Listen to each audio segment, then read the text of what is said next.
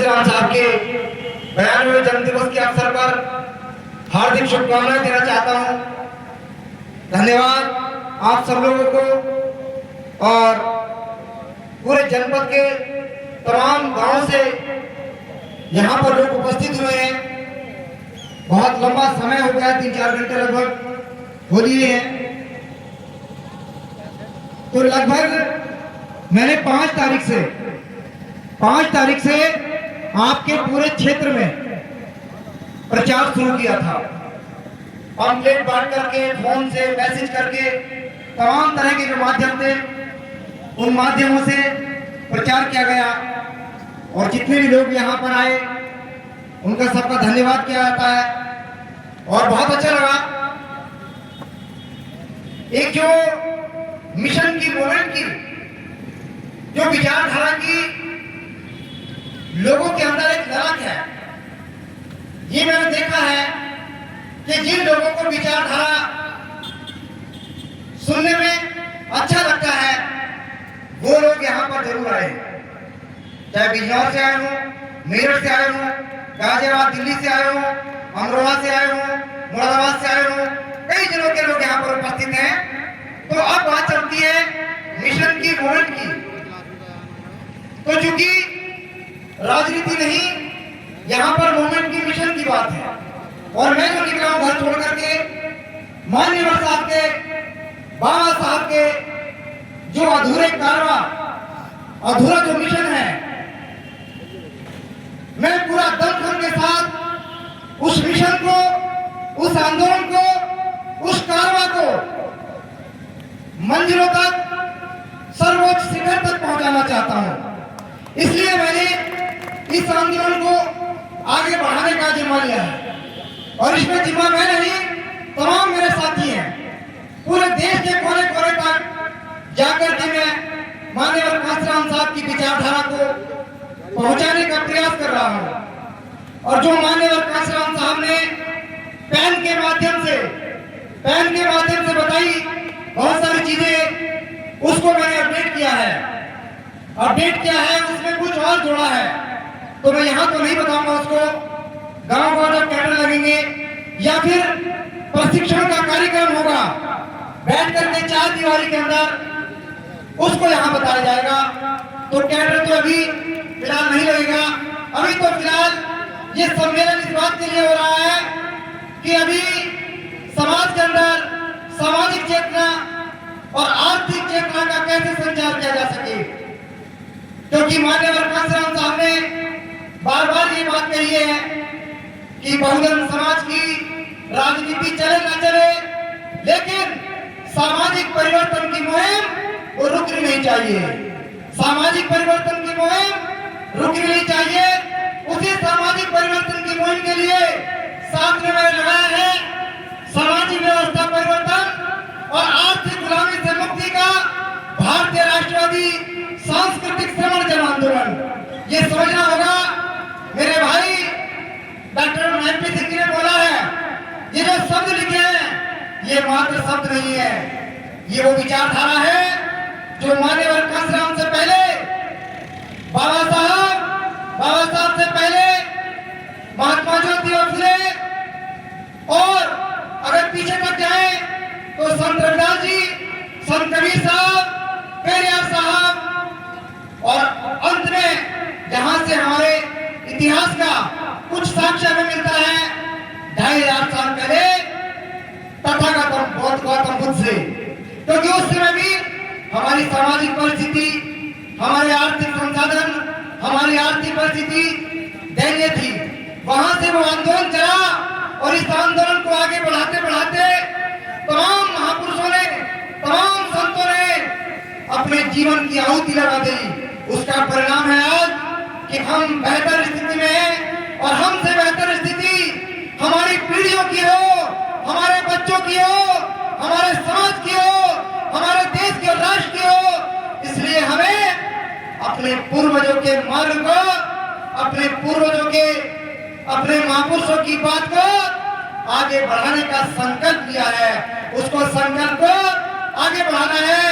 इन्हीं शब्दों के लेकर के, इसी विचार को लेकर के जब मैं गांव-गांव जाता हूं, तमाम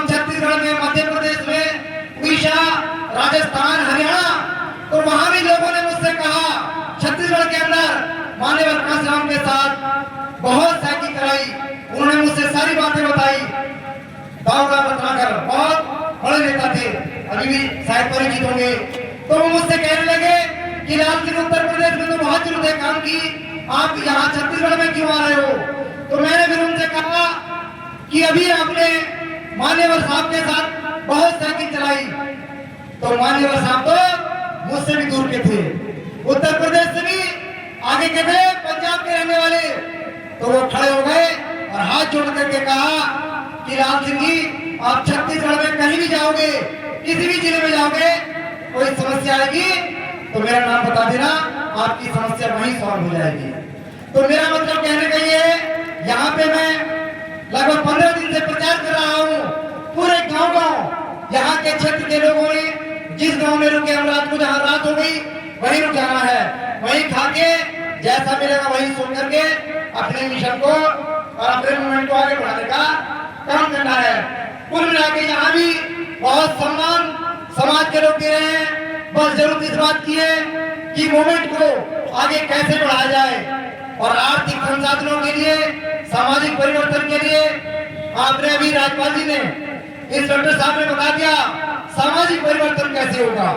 जो जो इस देश का दुश्मन बोलता है उस बात को छोड़ दो, उस बात को छोड़ दो। और देश का दुश्मन आप समझ रहे होंगे कौन? मनुवाद, कौन? ब्राह्मणवाद।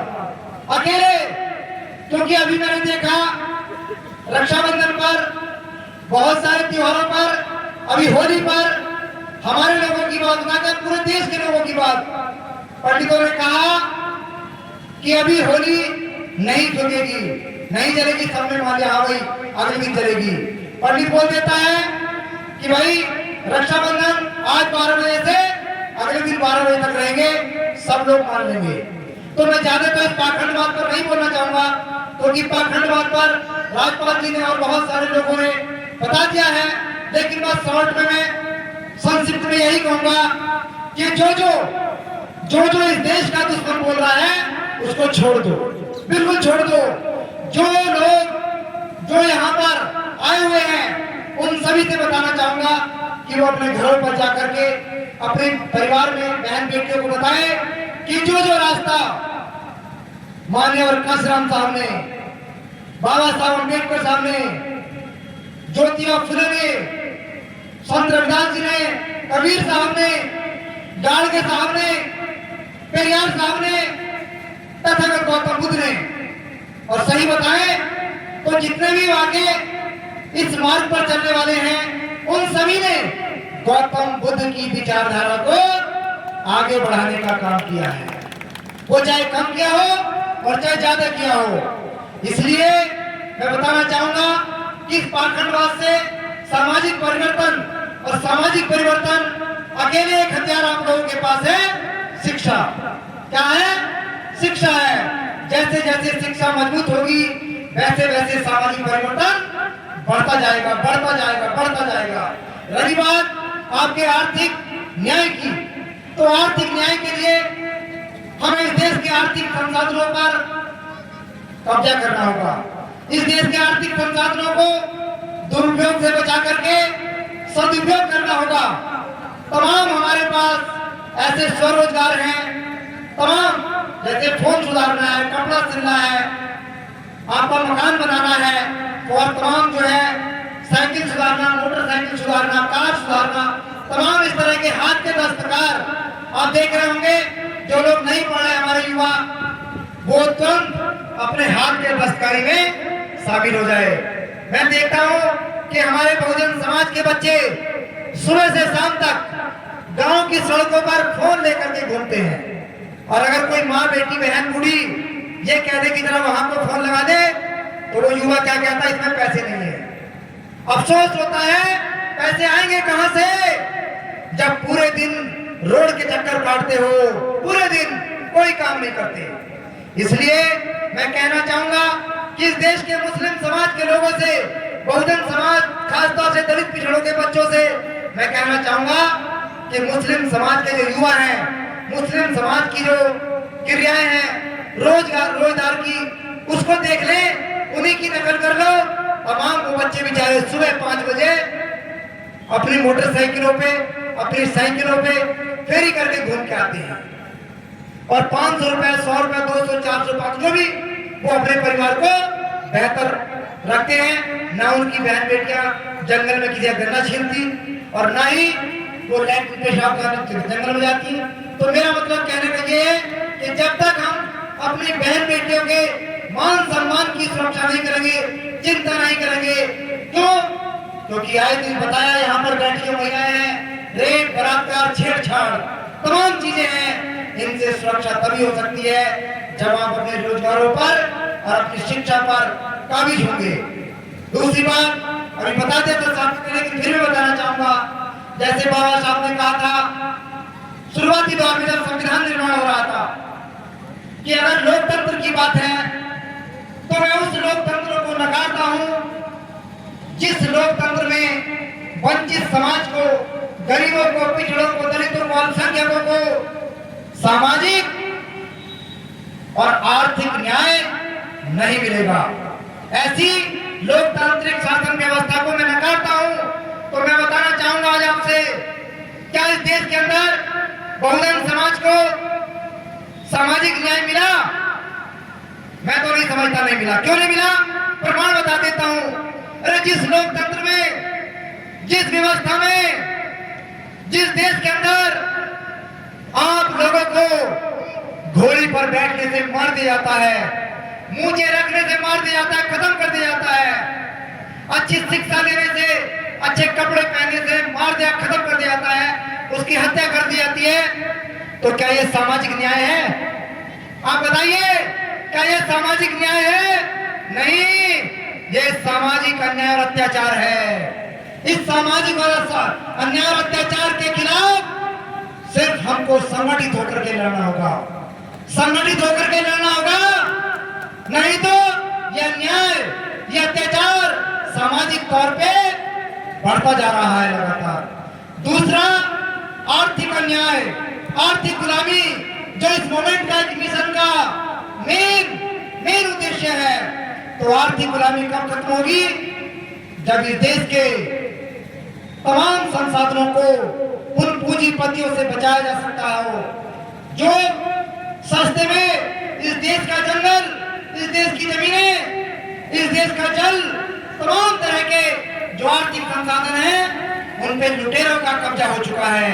और उन लुटेरों को कब्जे से हटा करके, अभी बताया था यहाँ पर एमपी सिंह ने कि जब कमेरा जागेगा, कमेरा मतलब काम करने वाला मेहनतकश मजदूर किसान, तब तक यहां से लुटेरा भागेगा।